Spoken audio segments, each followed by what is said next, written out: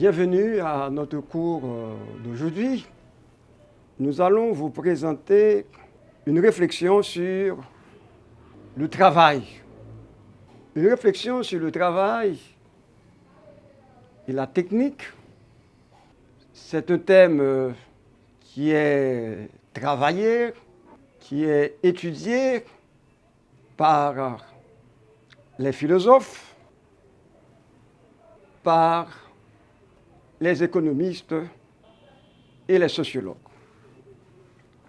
Il existe même une sociologie du travail.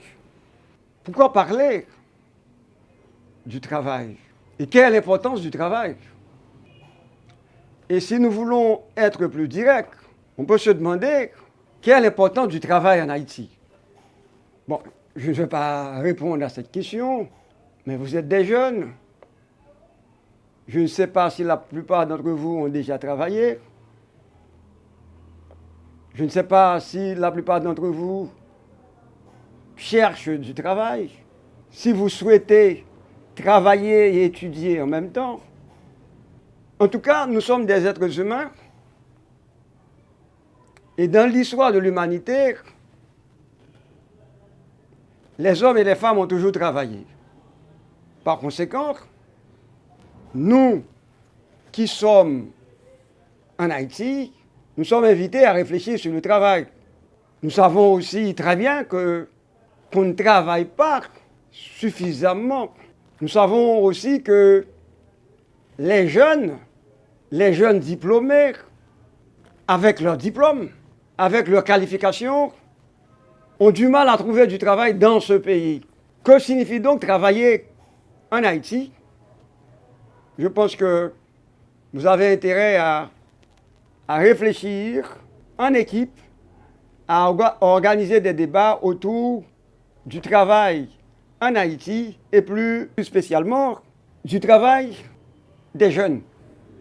Mais disons que le travail désigne en premier lieu l'action que l'homme entreprend afin de transformer la nature pour l'adapter efficacement à ses besoins. Si pas de travail, dans le niveau de civilisation, je veux dire, il n'est pas tape comme ça. L'homme est placé au cœur de l'univers. Il est placé au cœur de la nature. Il doit dialoguer avec la nature, puisqu'il est jeté au sein ou au cœur de cette nature. Nous là, nous dans le monde là. Nous occupons un espace. Et quelle relation nous avons avec le monde? On peut même se demander, dans le cas haïtien, quelle relation nos paysans tissent-ils avec la nature, avec l'environnement? Nous pouvons nous interroger sur le niveau technique de nos ouvriers. Avec qui ça au travail? Qui ça paye à produire comme technique? Qui ça femme à garçon produit comme technique? Qu'on le veuille ou non. Et le travail et la technique ont une dimension humaine. C'est l'homme qui travaille, c'est l'homme qui fabrique les techniques. La question du travail peut nous renvoyer aussi à ce proverbe haïtien, « Bourri travail, cheval galonné ». Qu'est-ce qui explique ce proverbe? Quel est le sens ou encore quel est le sens de ce proverbe? De toute façon, le travail répond aux nécessités de vie. Si dans le monde, il faut être capable de vivre, il faut être capable d'exister, vivre, évoluer, progresser, il faut travailler.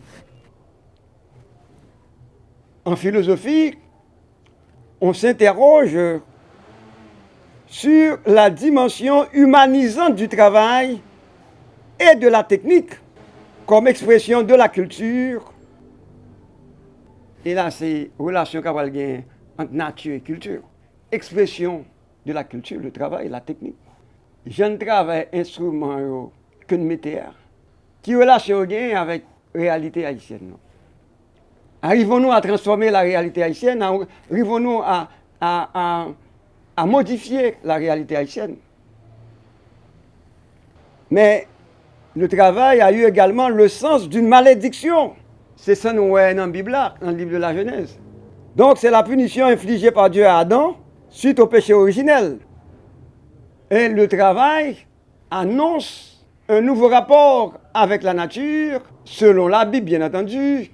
Avec le péché originel, on a assisté à la fin, ou bien à une fin d'un âge d'or qu'on appelle le paradis. Vous allez pouvoir travailler à la sueur de votre front après le péché originel. Ça, c'est la vision biblique, en un mot.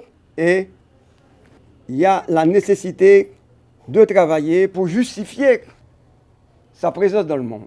Et en Grèce, il y a eu des esclaves qui travaillent. Travail pénible, ces esclaves qui font. Ils sont là pour travailler. Donc, d'autres personnes peuvent s'adonner à d'autres activités. Donc, le travail répond aux nécessités de vie. Le partage des tâches découle de l'impossibilité pour chacun de satisfaire seul tous ses besoins et ses désirs. Il est question pour l'homme, qui est un être, il est question pour l'homme de satisfaire l'ensemble de ses besoins et de ses désirs. L'homme n'a qu'un besoin, il a un désir, il faut le satisfaire. Et pour le satisfaire, il faut le travail.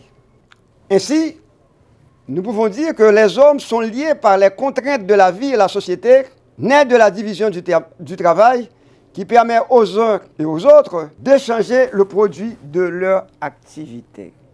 C'est pourquoi certains auteurs parlent de la division du travail, certains auteurs parlent des échanges et de la division du travail. Donc, la division du travail est une possibilité pour satisfaire. Si on a besoin, par exemple, on a besoin d'un paire soulier, ouais, il est capable. Qui ça pourra le faire pour avoir une paire soulier? Il y a un bon monde qui a participé dans la fabrication de paire soulier. Ou qu'il y a un cordonnier en fait, mais pour cordonnier, il y a un cuir, il y a un matériel. Il y a d'autres monde qui obligé de travailler. Et c'est pour ça que dans la société, il y a une spécialisation du travail. Là, on a beaucoup, pas un seul monde seulement. C'est tout le monde t'a fait pain, t'a fait soulier.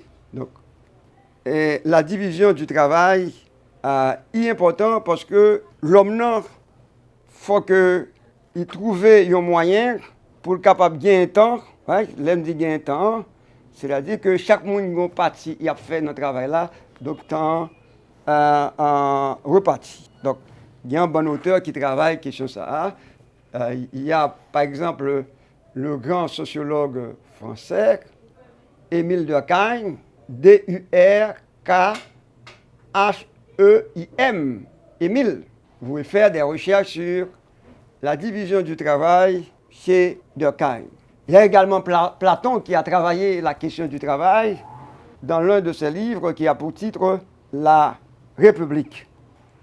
Le travail sera divisé, mais attention, ce que nous avons dit, le travail peut être vu, saisi comme moyen d'accomplissement pour l'homme. Comme moyen d'accomplissement pour l'homme. C'est pour l'homme non capable de réaliser tant que monde. Le travail permet à l'homme de se réaliser. Et dans cette ligne, on peut se demander qu'est-ce qui peut arriver à un pays si la majorité de ses habitants ne travaillent pas. Mais il y a quelqu'un, il n'est pas certes le premier, qui a beaucoup travaillé la question du travail. C'est le grand Karl Marx, M-A-R-X. Karl Marx, c'est un penseur du 19e siècle. Il est né en 1818, il est mort en 1883. Et Karl Marx est un auteur, un philosophe, un économiste qui a été étroitement mêlé à la vie politique de son époque. Son est parfois où monsieur a vécu à Paris, la vivre à Bruxelles, la vivre à Londres. Il a écrit une œuvre centrale, fondamentale, qui a été publiée en 1867. Le grand livre de Marx a pour titre Le Capital. En fait, Karl Marx a souligné la dimension humaine du travail, ou si vous voulez, la spécificité humaine du travail. Et contrairement aux animaux, l'homme pense grâce à sa conscience, il pense avant d'agir. Le travail est médiatisé par la pensée.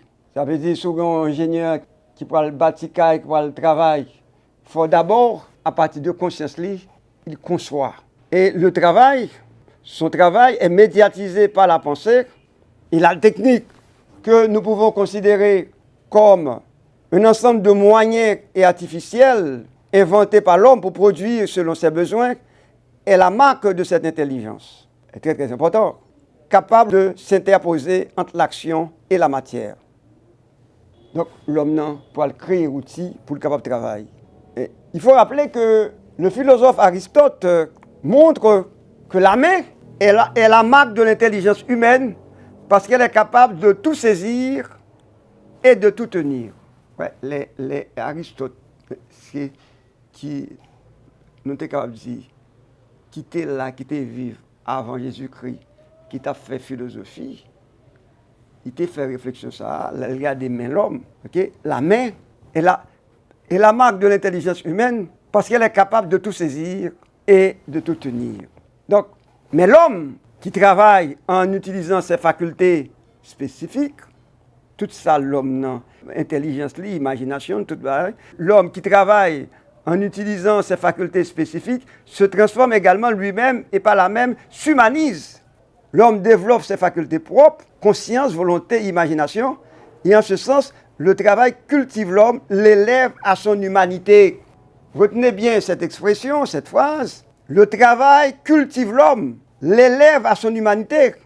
Sans le travail, l'homme resterait à un stade primitif, quasi animal. Sans le travail, l'homme est contraint, est obligé d'inventer des outils pour pouvoir travailler, pour pouvoir transformer la nature.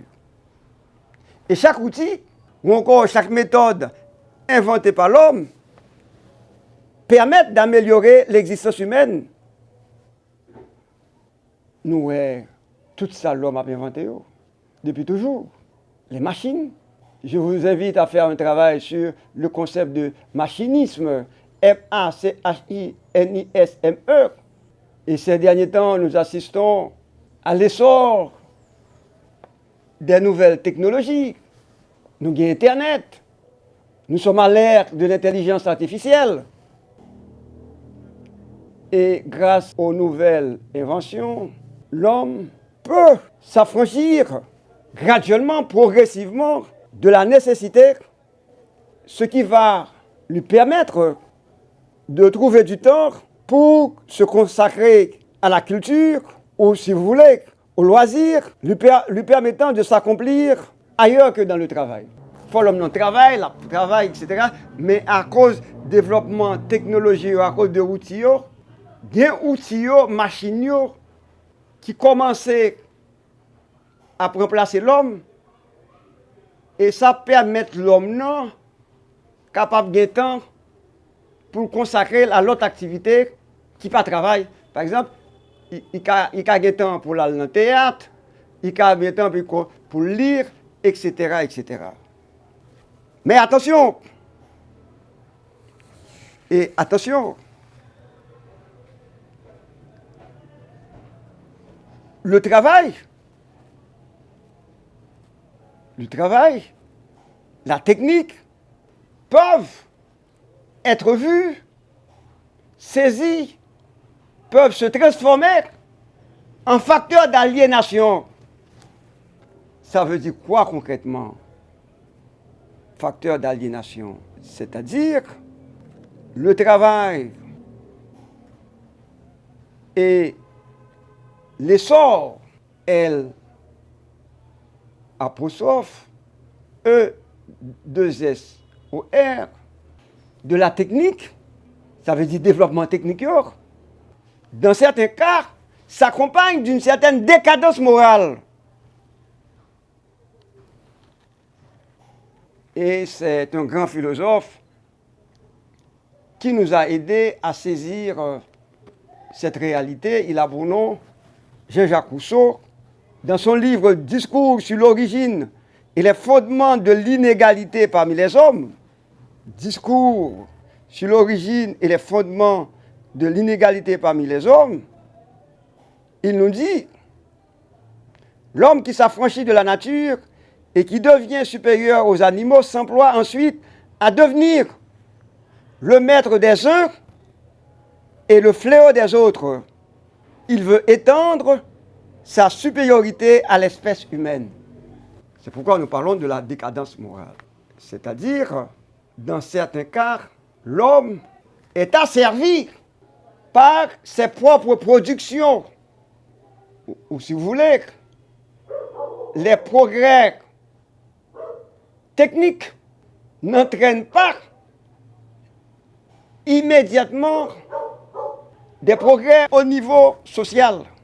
Et Karl Marx aura à parler de les conséquences de l'enjeu moral, l'enjeu social de l'aliénation de l'homme. Et le travail, dans certains cas, est vécu comme facteur de tension sociale. Et ce même Karl Marx va montrer que ceux qui possèdent les moyens de production, qu'est-ce que nous entendons par les moyens de production? C'est-à-dire les gens qui ont des entreprises et puis des machines, sont amenés à exploiter ceux qui n'ont que leur force de travail à échanger comme un salaire. C'est-à-dire les ouvriers. Là, je partage avec vous la vision marxiste. Marx qui va critiquer le système capitaliste. Il va nous aider à saisir ce facteur, ce qu'entraîne le travail dans les sociétés capitalistes. Marx va opter évidemment pour le communisme. Mais Marx montre que ceux qui possèdent les moyens de production, les gens qui ont entreprise, c'est pour eux, les gens qui ont machine, ils ont tendance, c'est pourquoi ils sont amenés à exploiter ceux qui n'ont que leur force de travail à échanger contre un salaire. C'est force de travail, ils prennent le travail et ils prennent le payer. Et le travail là, pas vin, ça n'était pas là comme un moyen d'accomplissement pour l'homme. L'homme, pour Marx, sera aliéné. Donc, et Marx parlera dans un de ses livres de l'aliénation, du travail aliénant et la puissance de l'argent. Donc l'argent est divinisé. L'argent est divinisé, donc, et le travailleur devient aliéné. C'est-à-dire, tout ça est comme dignité, tout ça est comme valeur, vient pas gain importance pour les mêmes. Et en dehors de s'allier tant commun, c'est ce que nous pouvons entendre par aliéné. Et il y a aussi le progrès technique dans le système capitaliste peut être considéré comme le responsable de la dégradation de la relation de l'homme au travail, notamment par un effet de mécanisation des tâches. C'est vrai, technique là, soulager l'homme non bonne bagaille que l'homme n'a pas obligé font bon effort souffrir et faire machine fait en place l'homme non, mais ça n'a pas empêché que progrès technique dans pile cas yo responsable de dégradation de la relation qui t'a dû gagner. Relation, on pourrait parler de relation saine qui devait exister entre l'homme et la création, entre l'homme et son environnement. Mais ces derniers temps, l'homme est porté à détruire la nature.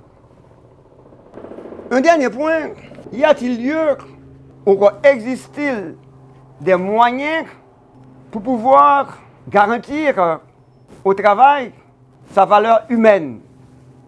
Est-il possible d'humaniser Les relations de travail, en fait, pour humaniser les relations de travail, il revient à l'État de jouer le rôle de médiateur.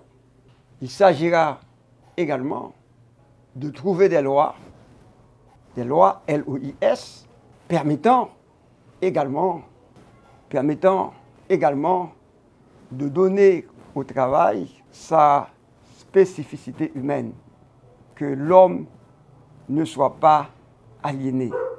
Donc l'État devra jouer le rôle de médiateur et pour pouvoir garantir le juste respect des intérêts de chacun par l'établissement de lois LOIS. Nous pouvons nous demander où en sommes-nous en Haïti, quel est le rôle de l'État, comment l'État joue-t-il son rôle pour éviter l'exploitation des uns par les autres. Qu'est-ce que l'État peut faire pour éviter l'exploitation des plus pauvres et plus particulièrement les ouvriers. Donc, je vous invite à creuser davantage ce thème.